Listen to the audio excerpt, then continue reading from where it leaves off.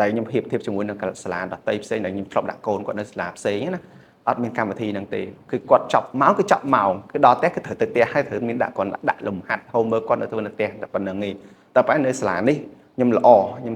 ថាការ quality របស់សាលាគឺ good មែនតើសម្រាប់ខ្ញុំណាមានតែមានគាត់មានថាយកចិត្តទុកដាក់នៃការសិក្សារបស់កូនមែនតើ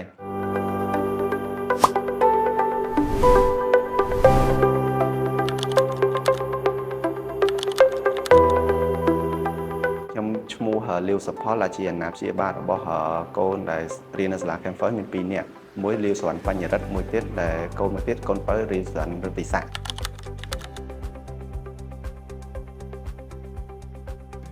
តាំងពីយើងសង្កេតមើលរយៈពេល1ខែដែលគាត់ចាប់ផ្ដើមចូលរៀនថ្នាក់បំពន់នឹងមកទៅឃើញល្អ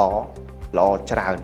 មានការរីកចម្រើនច្រើនទៅលើការអានភាសាខ្មែររបស់គាត់ណាពេលដែលមុនដំបូងដែលមិនទាន់ចូលនោះគឺការអានភាសាខ្មែរគាត់យើងដឹងក្មេងដែលគាត់និយាយភាសាខ្មែរគាត់អានអត់សូវច្បាស់ទេដល់ពេលគាត់ចូលទៅគាត់អានបានច្រើនគាត់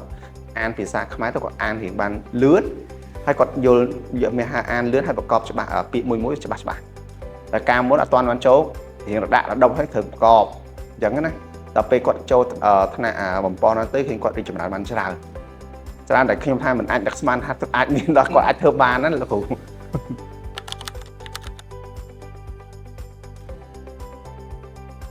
មាន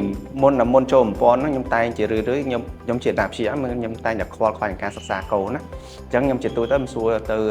គ្រូប្រចាំថ្នាក់គាត់ជារៀងរាល់ខែខ្ញុំសួរលោថាការសិក្សារបស់កូនឥឡូវយ៉ាងម៉េចដែរហើយពីមួយខែទៅមួយខែគាត់មានរីកចម្រើនកន្លែងណាខ្វះខាតកន្លែងណាដែលអាចឲ្យអាណាព្យាបាលគាត់អាចជួយបន្ថែម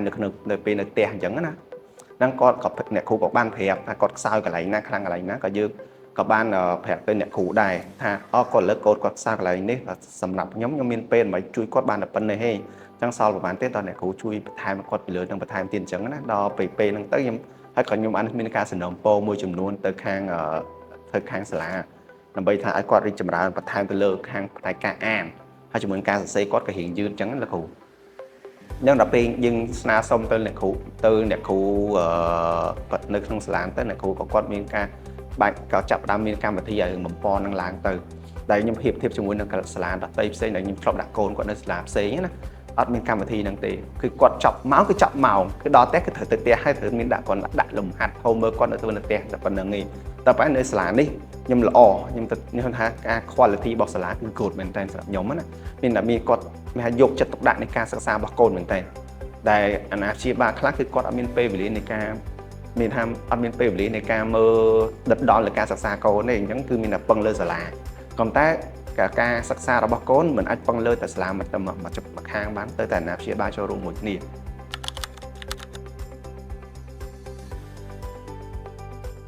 ឃើញគាត់អានលឿនហើយច្បាស់ជាងមុនកាលមុនអានហើយស្កប់ដល់គាត់ប្រកបដល់អានដល់ហ្នឹងពាក្យដែលគាត់ចេះគាត់ត្រូវប្រកបសិនអញ្ចឹងមិនតទៅទៀតអញ្ចឹងតែឥឡូវអត់ទេគាត់អានគឺលឿនទៅយកមកបាទគាត់តែឥឡូវនេះគឺគាត់បានអានបានច្រើនមែនតើតែគាត់ថាគាត់តែរៀនចូលថ្នាក់ទី2តែចាប់ផ្ដើមចូលថ្នាក់ទី2តែគាត់អានបានច្រើនហើយច្បាស់ជាងមុនបាទ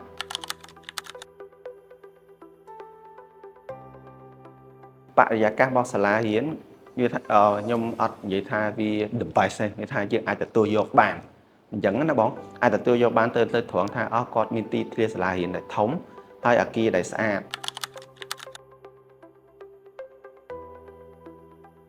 សម្រាប់ថ្នាក់រៀនវិញល្អមានបរិក្ខារគ្រប់គ្រាន់ในការឲ្យគាត់ដើម្បីធ្វើការរៀនសូត្រនិងសិក្សាស្រាវជ្រាវបានបានទាំងមានថ្នាក់កុំព្យូទ័រទាំងមានបណ្ណាល័យនិងមានការរៀនសិក្សាបន្ថែមទៅលើ STEM ណាលោកគ្រូបាទ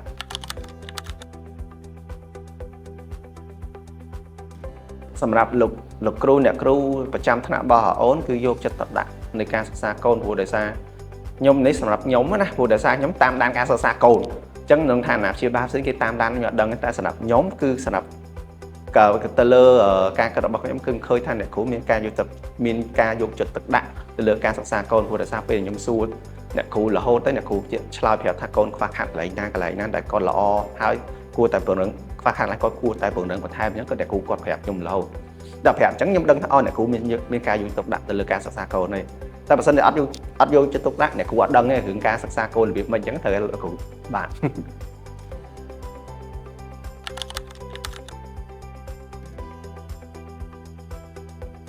អូខ្ញុំនឹង recommend 100%ទៅមកព្រោះដោយសារខ្ញុំធ្លាប់ឆ្លងកាត់នៅការដាក់កូននៅគ្រឿងសាលារៀនផ្សេងៗតែខ្ញុំឃើញនៅសាលានេះ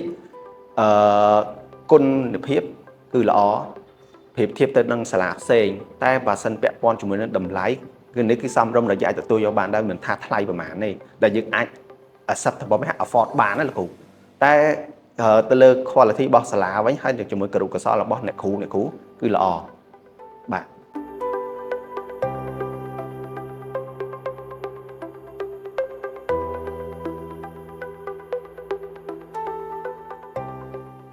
សាលារៀន Campus ជាសាលាគោ3គុណភាពគុណធម៌និងគុណតម្លៃជាខ្មែរ